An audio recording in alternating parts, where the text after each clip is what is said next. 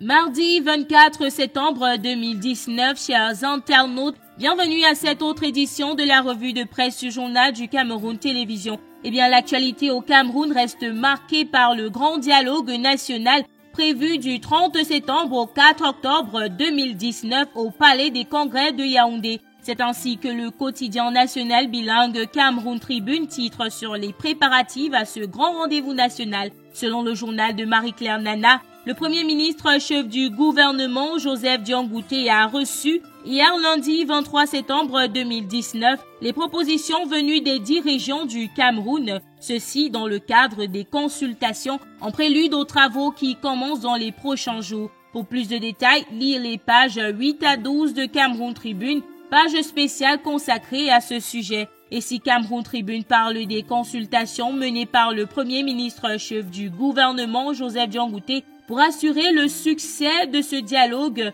la Nation d'Afrique, quant à elle, dans son édition de ce mardi 24 septembre 2019, se pose la question de savoir s'il réussira. Pour plus de détails, lisez les colonnes de la Nation d'Afrique parues ce mardi 24 septembre 2019. Le journal Le Quotidien, quant à lui, revient sur la médiation suisse initialement prévue pour une sortie de crise dans les régions anglophones pour indiquer que les Suisses demanderaient 10 milliards de francs CFA pour faire participer les séparatistes au grand dialogue national. Cette information est relayée par la République Presse qui qualifie le procédé suisse d'arnaque helvétique. Découvrez les détails sur cette affaire qui fait couler beaucoup d'encre et de salive dans les colonnes de la République Presse dans son édition parue ce mardi 24 septembre 2019. Et même si le gouvernement camerounais était prêt à verser cette somme d'argent pour avoir les séparatistes à la table des négociations, le Pélican renseigne que les Camerounais ne veulent plus de cette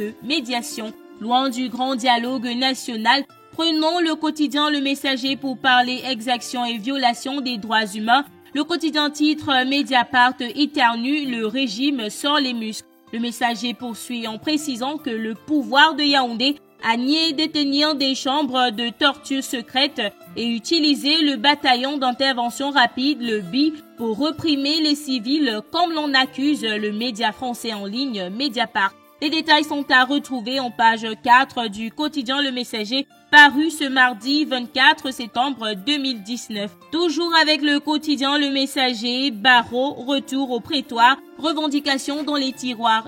Pour en savoir plus sur ce retour à la normale pour les avocats au barreau après leur grève la semaine dernière, rendez-vous dans les colonnes du quotidien Le Messager, édition parue ce mardi 24 septembre 2019. Terminons cette revue de presse en société avec le journal Le Jour, Bafoussam, une enseignante tabassée par un militaire. Le journal renseigne que la scène s'est déroulée le 19 septembre 2019 à l'école publique du garage militaire à Baleng, département de la Mifi, dans la région de l'Ouest Cameroun. Vous voulez en savoir plus sur ce qui s'est réellement passé? Allez en page 3 du quotidien Le Jour dans sa parution de ce mardi 24 septembre 2019. Et voilà qui met un terme à cette revue de presse. C'était un plaisir renouvelé de vous avoir compté parmi les nôtres. Allez dans vos kiosques à journaux pour avoir ample information sur toutes ces nouvelles. Quant à nous, nous vous donnons rendez-vous demain pour une nouvelle édition de la revue de presse, ce journal du Cameroun Télévision.